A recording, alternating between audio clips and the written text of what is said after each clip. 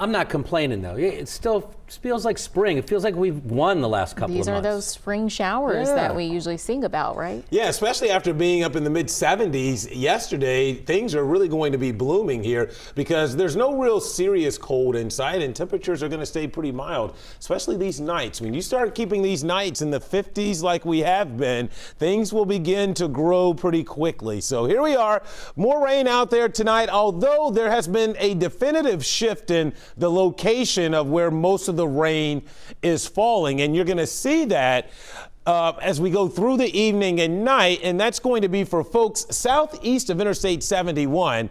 That's where the bulk of the rain will be, basically moving forward through the overnight and into early tomorrow. So we had some locally heavy downpours along the 71 corridor earlier, but you can see how that has really fizzled out over the past hour or two. We went from heavy rain and thunder to, well, just a few sprinkles now within the 275 loop. You can see it's even letting up here on the north side of the city, especially from Fairfield to Westchester now, even over towards Mason and Deerfield Township, the rain starting to taper off.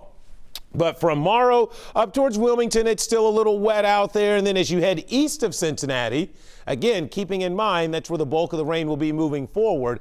Rain is actually on the increase for a lot of folks to the southeast of the metro. Here's some pockets of heavy rain out there on 32 between Batavia and Williamsburg, and then also down there towards Bethel and Felicity. No thunder or lightning in any of this. There is a little bit of thunder and lightning in some of these heavier downpours that have gone up near between Ripley and Georgetown or Augusta right along the Ohio River. And it is in this quadrant, basically from Falmouth to Brooksville, Georgetown, over towards Peebles, West Union, Maysville, where the bulk of the rain is going to fall this evening, overnight, and early tomorrow morning. So you can see you're drying out across parts of northern Kentucky and southeast Indiana, at least for the time being. So it's mild. Mike mentioned that. We are in the 60s, and temperatures aren't going to be in any hurry to fall tonight.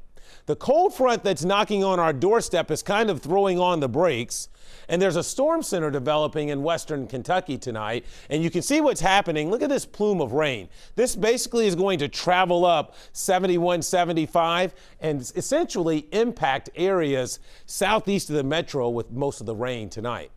Notice the heavier stuff we had is fading away, so some showers will stick around in the forecast. Notice as we go through the night tonight how there seems to be kind of an axis right along Interstate 71 where there's rain pretty much all night into tomorrow morning. No thunder or lightning, but just a general soaking out there. I do think that will include parts of the metro, especially the east side versus more west. Now, rain around for the morning commute, but then we should start to dry out tomorrow, although it's still going to look pretty ugly because it's going to stay cloudy all day. So how much rain has fallen so far? Just depends. It's been hit or miss. Notice Hamilton over a ½ inch, the airport, Batavia, quite a bit less though in Oxford and Wilmington, hence the nature of these scattered downpours this afternoon. We're at 61 right now. Temperatures stay mild tonight. We'll be hard pressed to get out of the 50s. In fact, we should stay in the 50s pretty much all night. So by morning, eventually down to about 53 with that steady light to moderate rain, especially southeast of the metro. Tomorrow, morning rain, gloomy, a cooler day tomorrow. Temperatures will hold pretty steady in the low 50s all afternoon. Once the rain ends, we'll get those winds to switch around to the north. Here's your 7-day forecast. Down to 42 tomorrow night. Unfortunately, I think the clouds are going to be stubborn and stick around most of Thursday. Friday looks dry during the day, but another storm will come into the Ohio Valley Friday night and Saturday with a decent soaking. So Saturday is the next weather impact day. And don't forget, Mike and Ashley, we lose an hour of sleep. The sun's going to be up in the evening starting next week as we spring forward an hour Saturday night. All right, Kevin, thanks so much. We'll still ahead at 5:30. A first of its kind move